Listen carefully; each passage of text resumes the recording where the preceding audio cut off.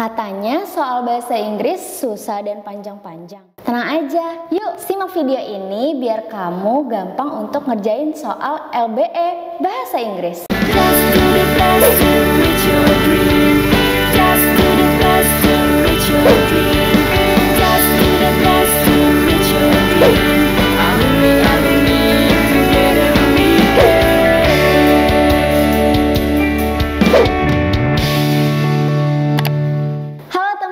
Balik lagi di GEP Media Channel dengan aku Kanisa akan membahas soal tentang literasi bahasa Inggris. Nah, pasti kalian masih banyak kan yang bingung, Kak, gimana sih bahasa Inggris panjang-panjang terus aku susah untuk ngertiinnya.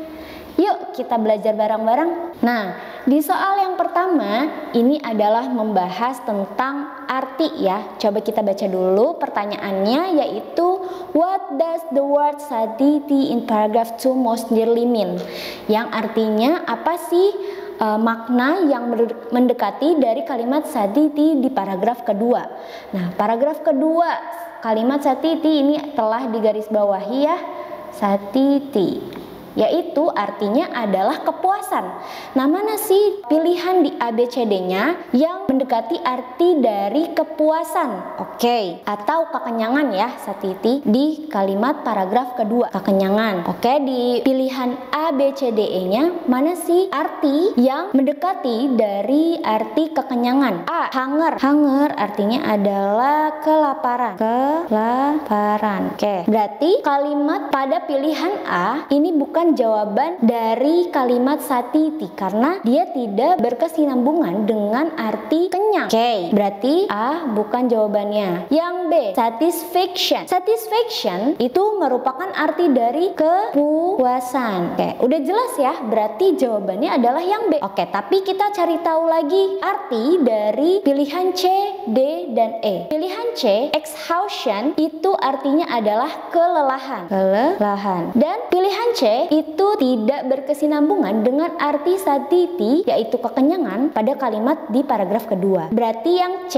itu tidak atau bukan jawabannya. Nah, pilihan yang D, deprivation. Deprivation mempunyai arti deprivasi. Nah, berarti deprivation juga bukan karena artinya deprivasi.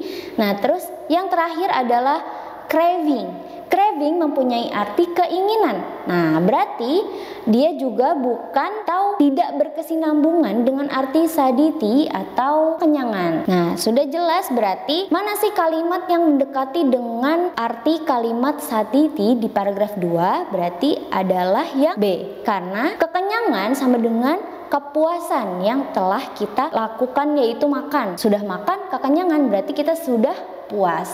Oke, berarti jawaban pada nomor 1 ini adalah satisfaction. Oke, kita lanjut ke soal selanjutnya, pembahasan soal selanjutnya, yaitu pertanyaannya adalah based on the passage it can be hypothesized that we will sadity if. Based on the passage it can be hypothesized, berarti kita bisa menghipotesis bahwa kalau kita kenyang, based on the passage it can be hypothesized that we will sadity, kita akan kenyang kalau apa? Tadi kita sudah menemukan bahwa saditi itu artinya adalah kekenyangan. Oke, aku tulis lagi. Saditi artinya adalah kekenyangan. Nah, kita cari lagi nih kalimat saditi di paragraf berapa? Kayak tadi kita lihat di paragraf kedua. Mana ya saditi, kita cari nih langsung. Jangan baca soalnya semuanya karena itu akan menghabiskan waktu kalian untuk mengerjakan soal literasi bahasa Inggris ini. Jadi kita langsung cepet aja ya, baca cepet. Saditi. Oke, ini kalimat saditi. Nah,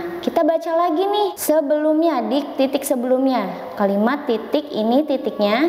Nah, kalimatnya setelahnya yaitu we need 6 taste, sweet, sour, salty, astringent, bitter, and pungent to stimulate the taste buds on our tongue at main meals in order to experience sadity. Yang artinya kita itu perlu menyoba 6 taste atau 6 rasa di lidah kita untuk merasakan kekenyangan. Nah, berarti macam-macam 6 rasa ini perlu kita cobakan. Oke, kita cari jawabannya di pilihan. Berarti apa nih yang menghipotesis kalau misalnya kita kenyang itu bila itu karena apa gitu? Kita akan kenyang bila Nah, bila apa? Oke, kita cari di pilihannya. Yang A, there is sugar in the food. Oke, kita cari. There is sugar. Oke, emang kita bahas tentang sugar ya di sini. Sugar in the food. Nih, sugar. Kita bahas sugar. Tetapi ini tidak menghipotesis pada kalimat saditinya. Karena tadi sudah diberitahu bahwa di paragraf kedua yang saditi ini, kita itu perlu merasakan 6 rasa di lidah kita untuk merasa kekenyangan. Untuk kita rasa bahwa kita kenyang itu perlu merasakan 6 rasa itu. Ada sweet, sour, dan lain-lain. Nah, berarti kalimat yang A, pilihan A itu tidak benar. Oke, karena bukan hanya sugar yang di makanan gitu. Bukan hanya gula yang di makanan untuk kita merasa kenyang, tetapi kita harus merasakan 6 rasa. Oke, terus lagi yang pilihan B,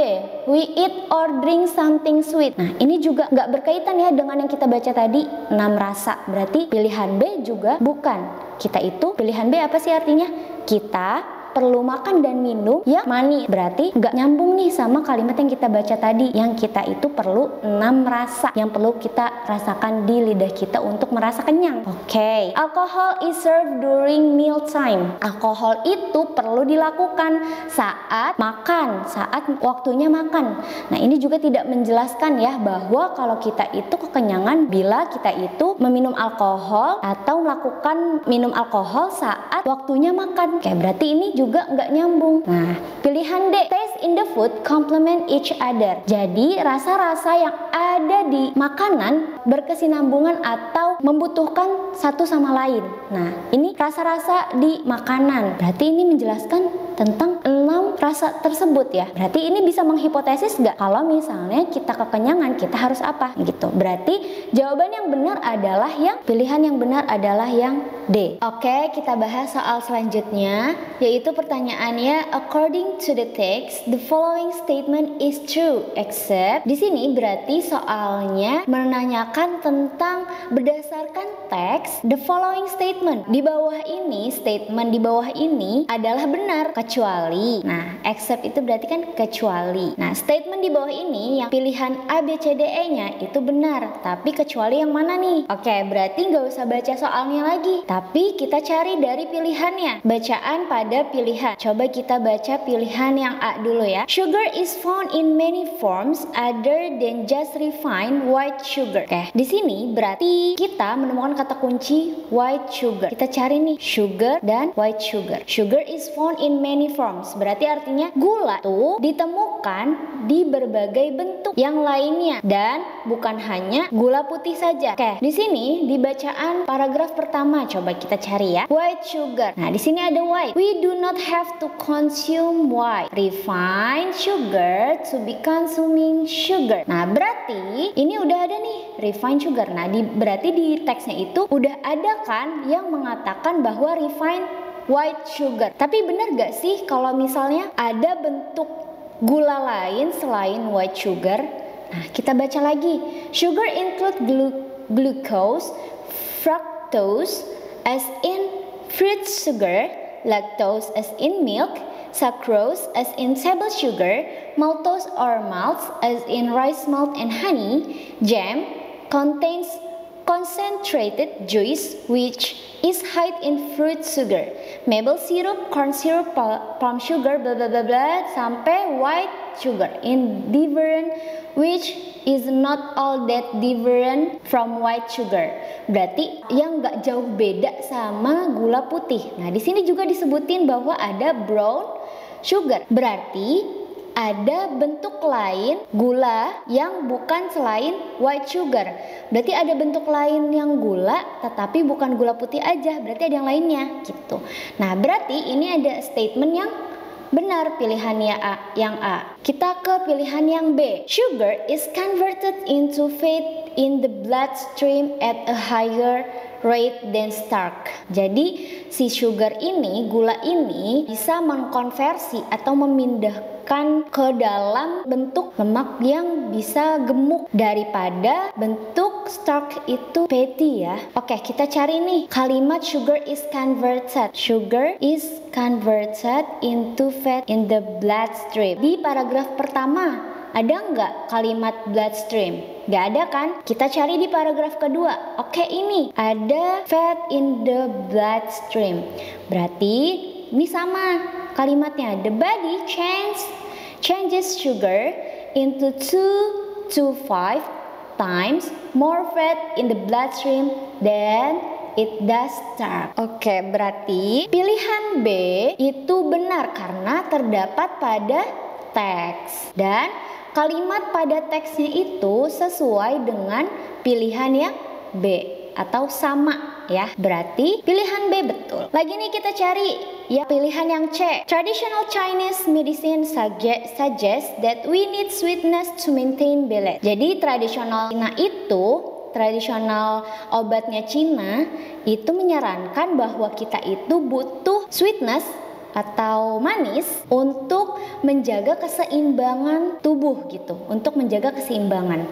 Nah, kita cari nih berarti to maintain balance kata kuncinya dan traditional Chinese medicine. Mana nih di paragraf kedua kita cari ya, karena paragraf pertama kan udah bahas sugar. Nah, traditional Chinese, nah ini dia ada according to traditional Chinese medicine, a 5,000 year old wisdom of self-contained knowledge of healing, we all need sweetness in our life. Oke, berarti sama ya kan, kalau kita itu butuh kemanisan di dalam hidup kita gitu untuk menjaga keseimbangan. Berarti pilihan C itu sama dengan teks, berarti ini benar. Oke, lagi nih yang pilihan D. People who are in metabolic balance do not crave sugar. Berarti ini ada kata kuncinya metabolic balance.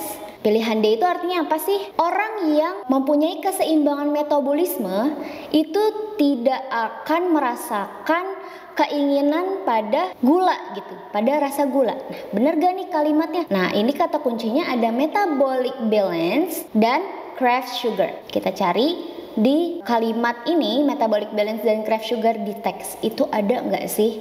Oke, di sini nih dia. When a person is in metabolic balance, they do not crave sugar.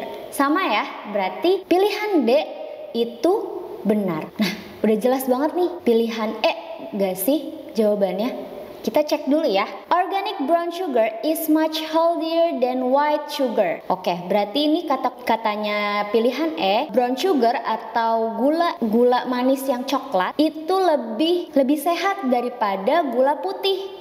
Nah, kita cari kalimat kata kuncinya itu brown sugar dan white sugar. Tadi yang bahas sugar itu di paragraf berapa sih? Paragraf 1 kan? Berarti kita cari nih.